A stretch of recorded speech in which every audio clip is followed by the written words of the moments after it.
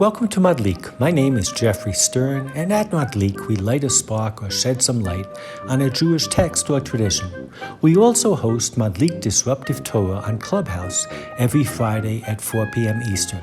And this week, with Rabbi Adam Mintz, we explore the roots of the biblical concept of chosenness. We take a less traveled course by looking at the drama of the favored son and favored wife of Genesis for an insight. So put on your favorite multicolored sweater and grab your favorite significant other and join us as we discuss chosen.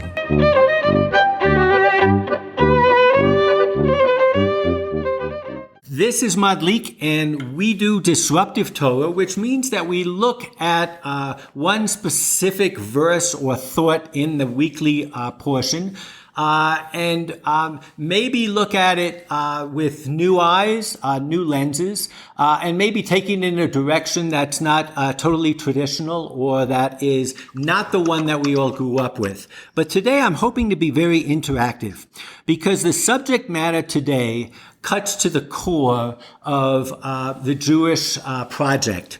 And that is this question of being a chosen people.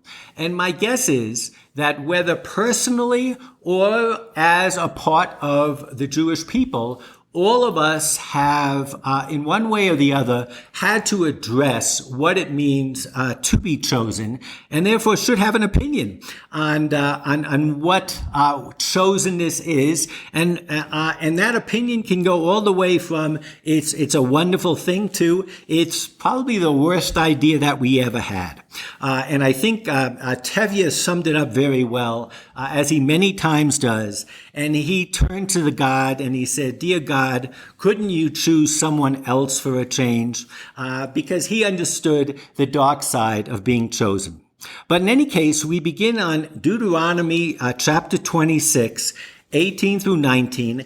And what will be surprising is how rare it is for chosenness to even be mentioned. So it says, "And the Lord has affirmed this day that you are, as he promised you, his treasured people, Segula, who shall observe all his commandments, and that he will set you in fame and renown and glory high above all the nations that he has made, and that you shall be, as he promised, a holy people to the Lord your God."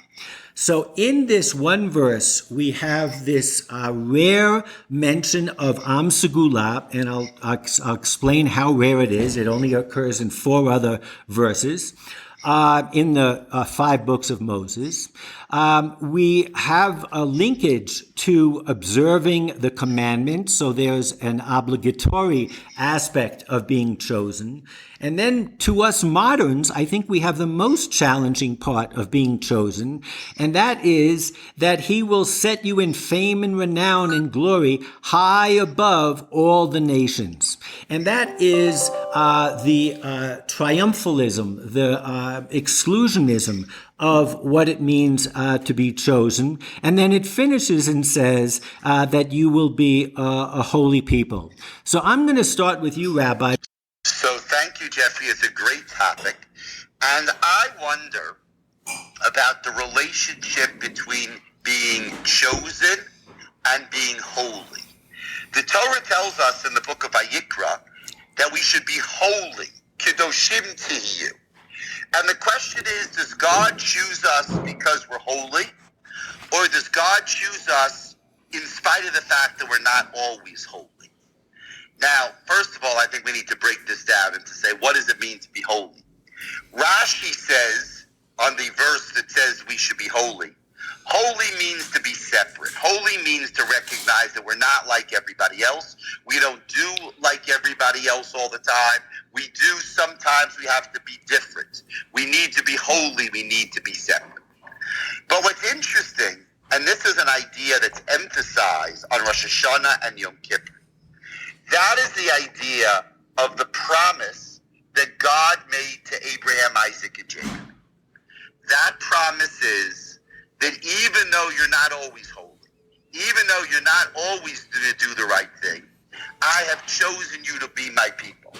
I have chosen you to be my people in good times and in bad times.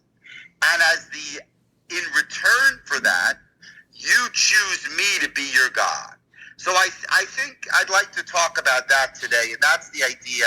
Does God choose us even when we don't deserve to be chosen? And I think what's amazing about the story is, if you read the Torah, that it seems to be that God chooses us even if we don't actually deserve to be chosen. Well, that is certainly going to come out today as we explore the sources. But certainly, whether we are distinct because we are holy or we are distinct because we are better, nonetheless, inherent in the idea of this chosen people is, in fact, that we are different in some way, and that we should take that as somehow either a compliment or an obligation. So I said that it's mentioned just very few times in the Bible. In Exodus 19, it says, "Now if you obey me faithfully and keep my covenant, you shall be my treasured possession, li Segula, among all the peoples. Indeed, all the earth is mine." So here we have an addition of another element to this concept of being a chosen people, and that is this concept of a covenant. You know, a covenant is a legal term. It's between two parties, and it has certain conditions. And again, it means that, as you were saying, and you raised this question of not always being holy, I would add to that the question of not yet being holy, meaning to say, is this chosenness, is this part of a developing relationship? Is it a reward? Is it kind of like seeing the potential? And all of these things are going to come up today as we kind of look at the sources. Before we delve into the sources, the other two times that Segula is mentioned are both in Deuteronomy. And it's one of these unique occurrences that doesn't happen very often, where the same verse is word verbatim repeated twice. It says, "For you are a people consecrated to the Lord your God of all the peoples on earth. The Lord your God chose you to be his treasured people." And the only other time that I can recall that we have word for word the same kind of formula repeated is the Ten Commandments. And so it kind of ties into a little bit this concept of a treaty, of a covenant, of a Brit. And so what we're going to today is actually indulge me in two different ways of looking at this chosen people that have always intrigued me. One is looking at the story of Genesis, where it's all, you could read Genesis from the beginning till the end and say this is a book about choosing one son over another, choosing one wife over another. It is all a narrative, all of the complex kind of soap opera type of drama is all caused by the same dynamic that we run into when we talk about a chosen people. So I always was thinking that's where I would look. And I was hoping someone would write a book, and lo and behold, I did a search, and someone wrote a book exactly on that subject, which is to use the concept of election and chosenness in the narrative of Genesis as an insight into what actually it means to be chosen. And the other thing that I came up with when I was maybe 30, 40 years ago is they discovered these Hittite treaties between the king and his vassals. And they saw that they resembled very much the kind of Brit or covenant ceremony that we have in the Bible. And the question was, how did they show and bear light on this whole concept of being chosen? So with your permission, what I'd love to do is to start looking at Genesis from a totally new perspective. And we're doing that based on, to a large degree, the writings of a guy named Joel Kaminsky at Smith College. And he wrote a book in 2007 called Yet I Love Jacob, Reclaiming the Biblical Concept of Election. So the first drama that we get in Genesis is Cain and Abel. And you all know the story. Cain is the older, Abel is the younger. Abel brings a sacrifice of meat because he is a herder. And Abel brings a sacrifice of vegetation and wheat, and because he is a farmer. And God accepts the sacrifice of Abel, of the meat, and doesn't accept or rejects the sacrifice of Cain. And of course, the first thing that we know is, based on our prior weeks of discussion, where we see the Bible has a real good bias for vegetarianism over meat, is we would have thought God would have made a different decision. So maybe the first takeaway as we look at how God chooses is that strange are the ways of the Lord. You never know what's going to determine a choice. The second thing that happens is, those of you who have read the story knows that Abel is not a big part of the story. The dialogue is with Cain, who's, after his sacrifice is rejected, God speaks to him and says, don't be concerned about this. It's okay.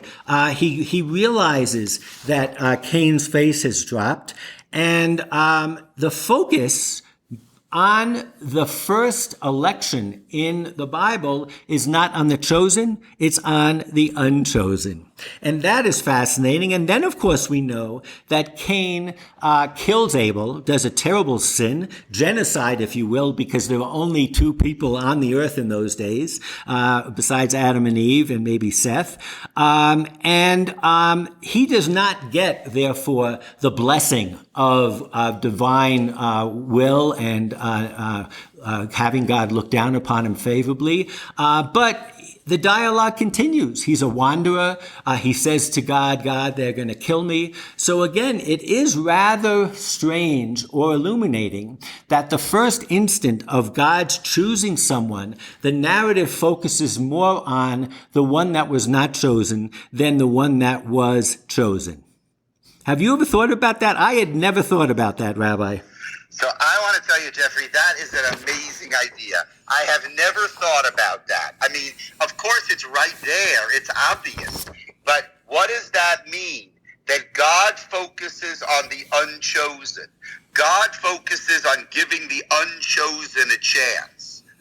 I mean, if you want to be dramatic about it, Geoffrey, you wonder if Cain had given a different answer, maybe he would have been saved somehow, and we wouldn't have had the story the way we have it.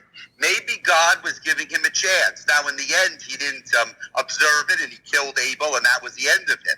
But maybe God has the conversation with the unchosen, because the unchosen is the one who needs the help. Abel didn't need the help. He was okay. He was covered. Cain needed the help. Absolutely. And of course, and we're going to see more of this later, we cannot but ignore the fact that Abel was not the firstborn. We always say Cain and Abel. That's because Cain was the firstborn. And in God's first choice, he picked not the obvious, not the following the rule of primogeniture, and he picked the second son. To me, I never thought of Cain and Abel as the first story. So let's go to the second story now. And this is Michael. Before I'd love to hear your comment. I love as always, there's always a chidush somewhere in there. But I do have a question. Is this the very first time we encounter death in the Tanakh? It seems, as I recall, there's no other moment of death. And I remember a theater piece that Joe Chaikin did a long time ago when Cain and Abel are wrestling, and Cain kills Abel, but doesn't know what he's done. He tries to shake him awake. He tries to lift his arms. But we don't have death yet in the Tanakh. So that's all. I think that's a great insight. I mean, we had death as a hypothetical. We had, if you eat of the fruit of the tree of knowledge, you will die.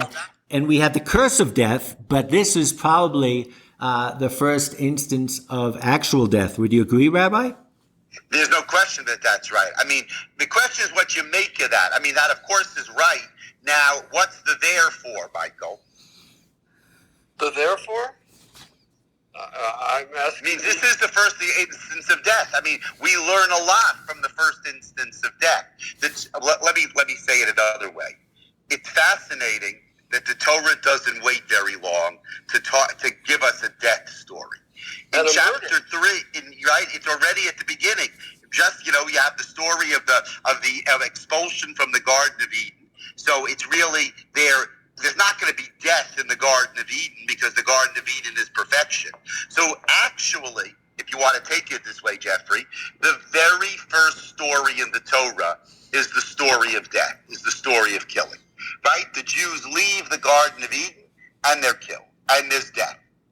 So I'd like to add to that, and I think it's a really insightful insight, is that not only is death first come up, but death first comes up as a result of a choice made by God, if you will. And so, my first inclination is this whole concept of a chosen people really does suck. This whole concept of, aren't we all loved in the eyes of God, so forth and so on. And I have to say that some of the traditional commentaries, even say the same thing. If you look at the Sephono on Deuteronomy, or Pasuk, it says, to be a treasured nation so that he may achieve with you what he hoped to achieve with mankind when he created man, saying, let us make man in our image. This Sephono to me is brilliant because it does say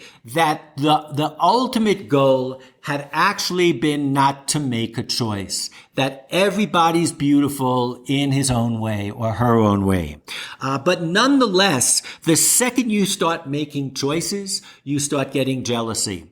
And in the extreme, you have death. So let's go to the next story that this book brings up, which also includes death. And it's the story of Ishmael and Isaac, or Hagar and Sarah. And we, in 2 weeks' time, are going to be in synagogue or zooming in and listening to the Torah reading for the first day of Rosh Hashanah.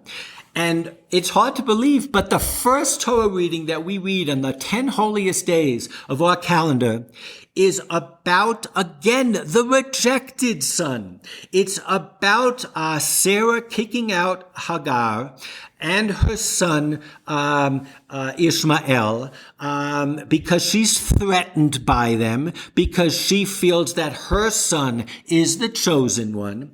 And the story then takes the point of view of Hagar and Ishmael, and Ishmael is about to die of thirst.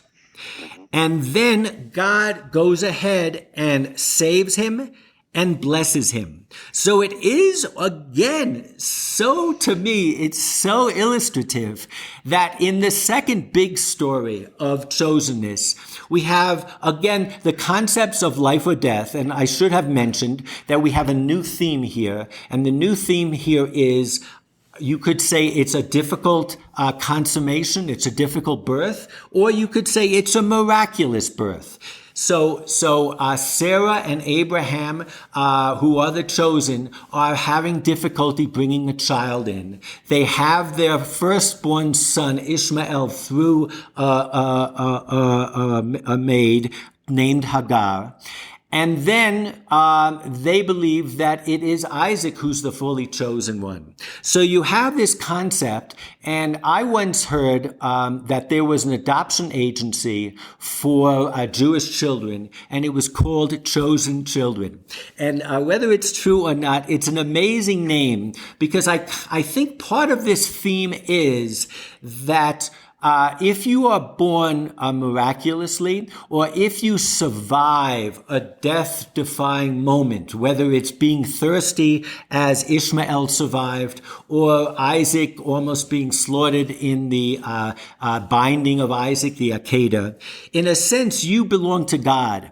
And so you are an adopted child. But again, we have this sense that if you are chosen, it's not a great, coming with it comes a lot of pain and struggle.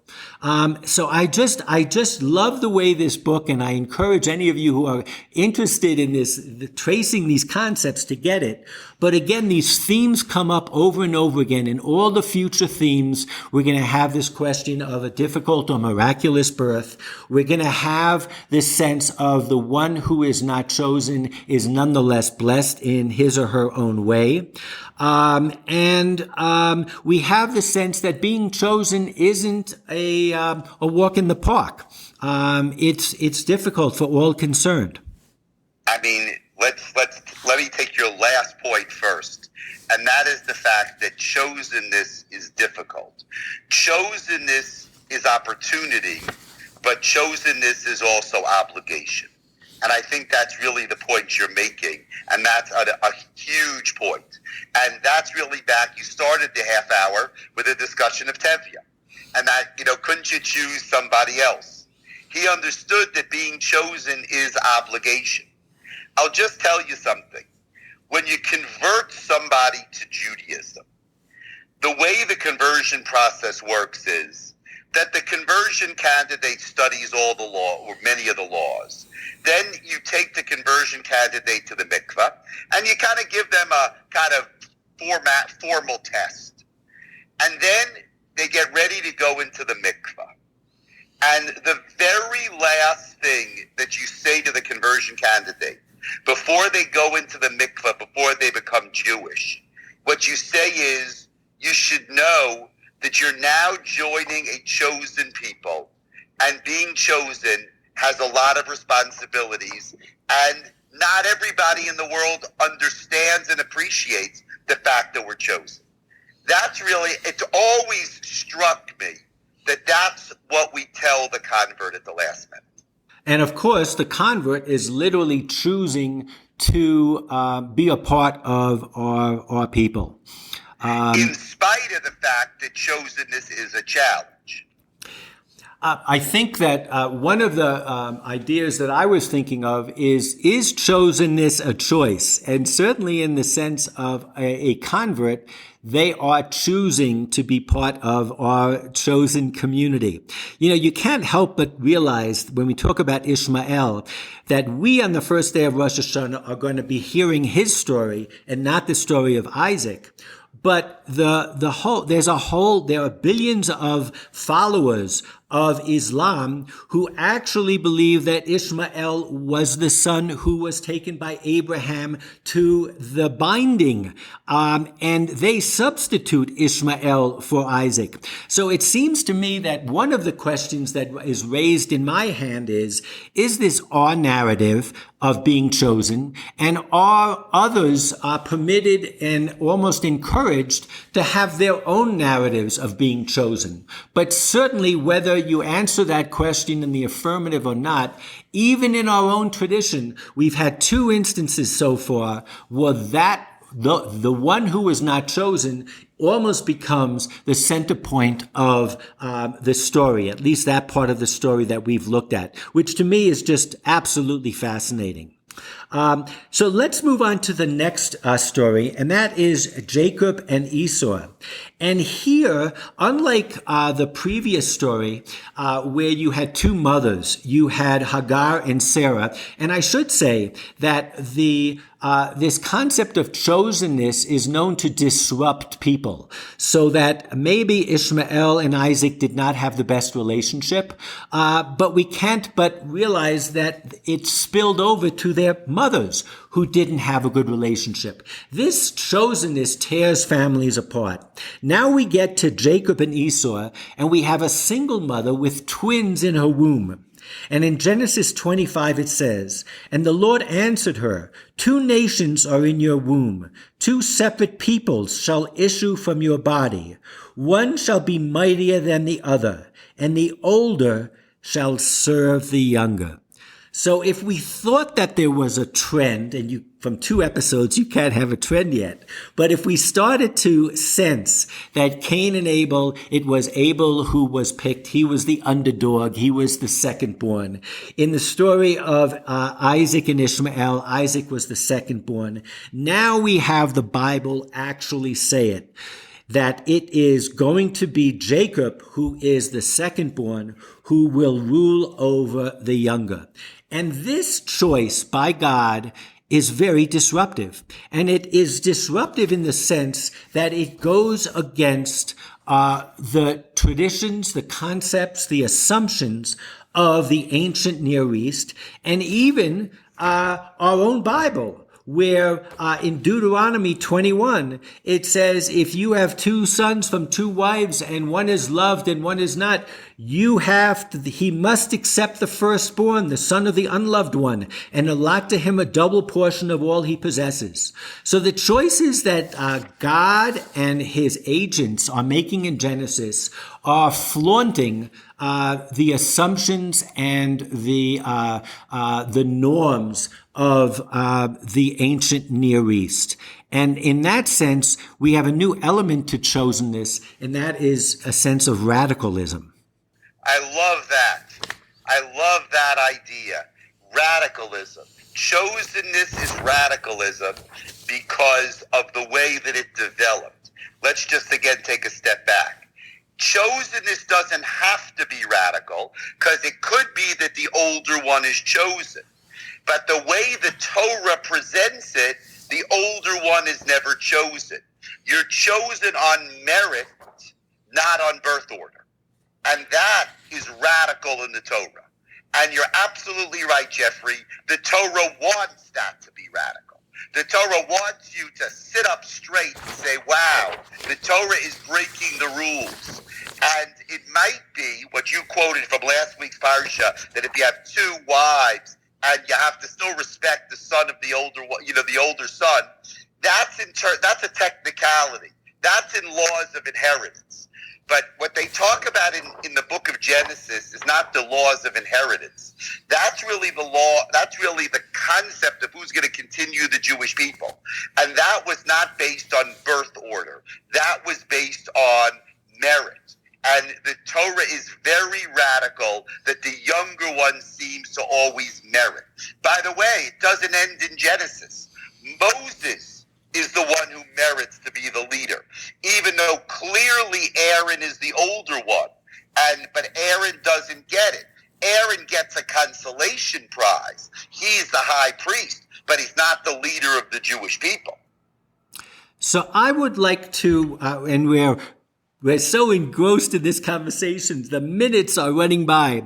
But I would like to pose, and this I have not seen in writing, and so in a sense this is a little bit original, but we always think the opposite of chosenness is not being chosen.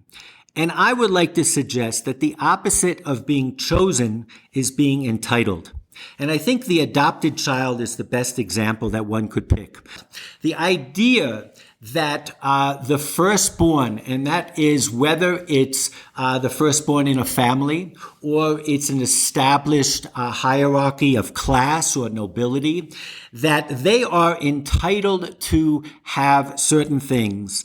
The fact that the Bible shows an absolute bias, and it's outspoken. It goes all the way through.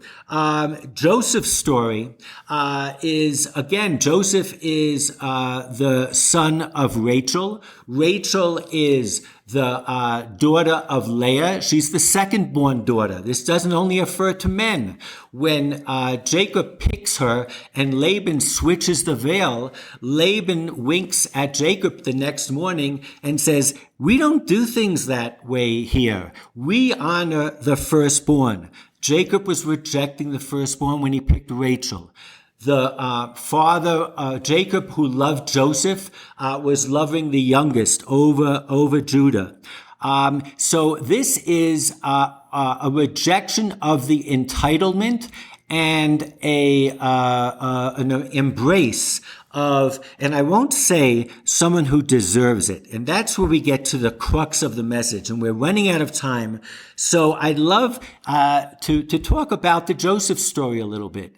It's very clear in Joseph that when he is young, not only does his father make a mistake in picking him and giving him this beautiful toy of a wonderful multicolored coat, but he doesn't understand what it is to have certain powers, certain abilities. He taunts his brothers with his dreams. You will bow down to me. He is an immature chosen person, and his brothers are no less immature by selling him. He goes on to Egypt, and again, he's chosen. This guy is on the make. He's going to rise to the top. And it's only after he's in jail that he's called on to interpret a dream. For the first time does he say, and God has given me this ability. And he's gotten the humility. So I think we learn from this part of the story that in fact being chosen is as much of a challenge. It is as much of seeing the potential that one needs to pick. And I will say that part of it has to be choosing to be chosen. And that's where I kind of want to end, and I'm happy to extend our conversation. But these Hittite treaties that I referenced earlier on were between the main king and a bunch of different vassals. And they sounded very much like our 10 Commandments, because they start by the king saying, I did this for your parents, and I took you from here, and I brought you to here, and therefore you have to be loyal to me. And what the radical difference, we've used this term already today, with the covenant of being chosen, is that God gets rid of all of the ruling class, and he doesn't pick another king, and we've discussed this before. He picks the children of Israel.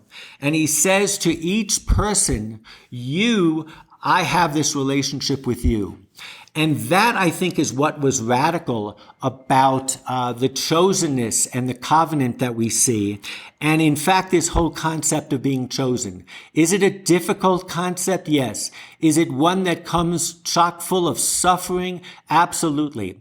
But I'd like to say that, to my mind, the idea of being chosen is the idea of not being entitled. The idea that if you choose to be part of our movement, and it was a movement of unaffiliated Apiru, which became Ivrim, who came into the land of Canaan, who rejected all of the ruling class and decided to make a new society. If you choose to join us, you are chosen. And if you choose to live by the old rules of entitlement and class, then maybe you're going to have your own blessings. But the blessings of this chosenness are unique. And that's kind of what I come away with. It's a very challenging concept. It's one that we can debate forever.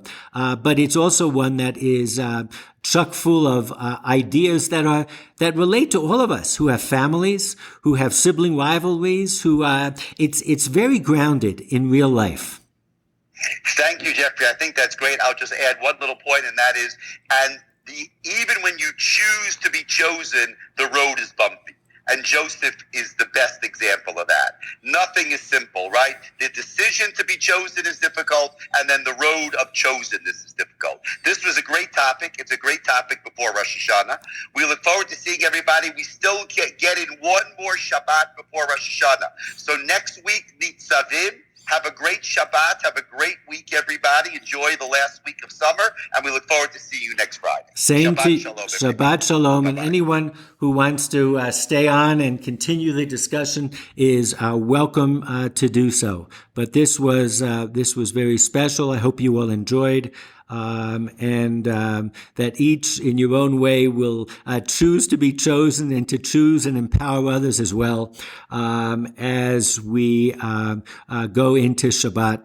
The only thing that I will add is that the blessing that we say over our children on Friday night is the blessing that Joseph that Jacob made to Joseph's two children, Ephraim and Manasseh, and true to scale, he moved his hands in two different directions, and he put his right hand on the youngest son. And true to form, Joseph said to him, "Hey, Dad, that's not the way we do things."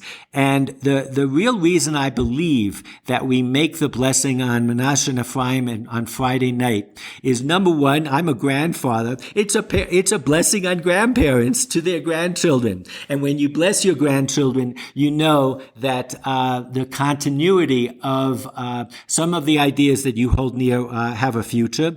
But also, we have no record of Ephraim and Manasseh arguing. So in a sense, it is a little bit of the resolution of the whole challenge of chosenness, that here were two brothers. Clearly, one had different talents than the other. One got the main blessing, the other got another blessing, but they all lived together. And at the end of the day, that I think is the biggest challenge of being chosen. Shabbat Shalom.